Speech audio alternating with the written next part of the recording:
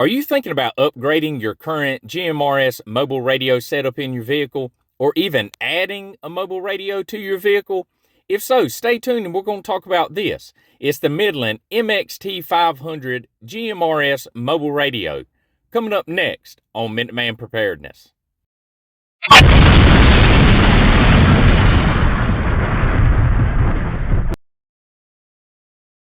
Hey, so welcome back to Minuteman Preparedness. So this is the Midland MXT500 GMRS mobile radio.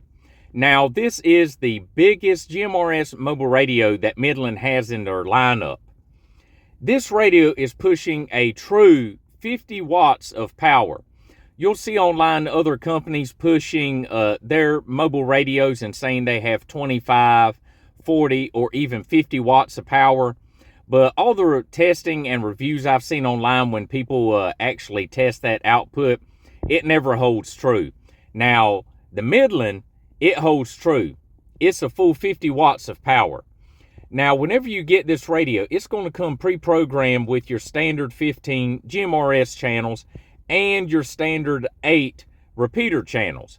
Now, whenever you get this radio and you take it out the box, the repeater channels will be cut off, so you'll only see the standard 15 GMRS channels on it. You'll have to go into the menu and cut the repeater function on so you can access the 8 additional repeater channels. Now, this radio is also split tone capable. So if you're operating on a repeater that has a separate in and out tone, you'll be able to utilize that repeater with this radio. Now, if you're wanting to put this on a side-by-side, a four-wheeler, or in a tractor, you'll be good to go because it's IP66 weather rated. Now, with this and a lot of the other Midland radios and other companies, you're going to have the NOAA weather radio bands on this radio, so you'll be able to monitor the weather. Also, this is narrow and wideband capable. So a lot of older GMRS radios, handheld and mobiles, were narrowband.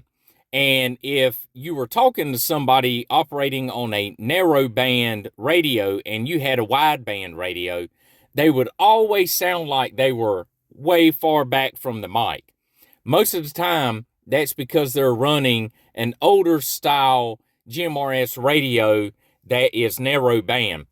So you'll be able to switch between narrow and wide on this radio, which is nice, because I do talk to some people that still run the older narrowband radios.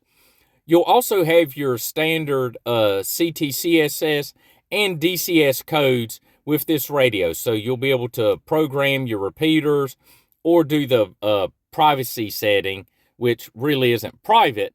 You're just cutting out any interference from somebody else operating on the same channel. So you're also going to have a keypad lock on this radio, call function, scan function, scan skip. You'll also be able to adjust the power to high, medium, and low. Now, on some of your channels, they are going to be preset from the factory at low, and you will not be able to change that, and that is because of FCC regulations on some of those channels. They can only output a certain amount, and so Midland has preset that from the factory, so you won't be able to change that.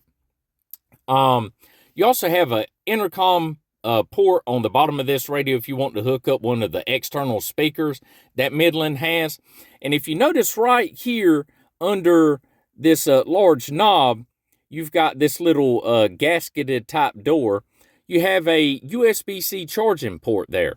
So if you want to charge your phone or something like that, you'll be able to do that right from the face of this radio. Now, be mindful, this is a 50 watt GMRS radio, and with any GMRS radio, the FCC wants you to have a permission slip. So you'll need a permission slip if you want to get one. If you don't, then that's up to you. So I've been running this radio for probably a year and a half, and I have it teamed up with a tram 4.5 dB gain antenna. I do have several of the Midland factory NMO mount antennas. I have their 6 dB, I have their small unity gain, and I also have their ghost antenna. Of course, you're going to get the best with the 6 dB antenna, but I run that sometimes if I'm going way far out and away from people. But typically, I just run the tram. I like it. I like the height, and it's 4.5 dB gain.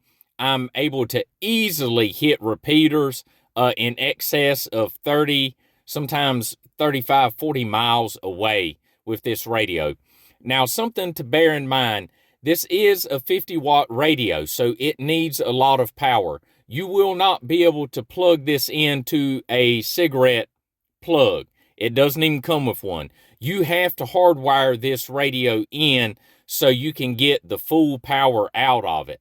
And if you're running it in your vehicle and you're just running it to an auxiliary port that's able to provide the amperage that you're going to need, a lot of times you're going to have to actually crank the vehicle up to get the full amperage. I can run it in mine with the vehicle off, but I'm not getting the full amperage, so I'm not getting the maximum wattage out of this radio.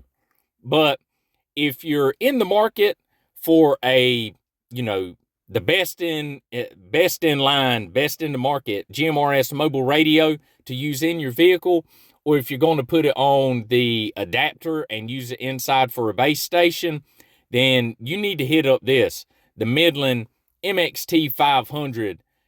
It's the best. And if you want the best, this is where it's at. So with that, stay safe, have a great day, and Minuteman out.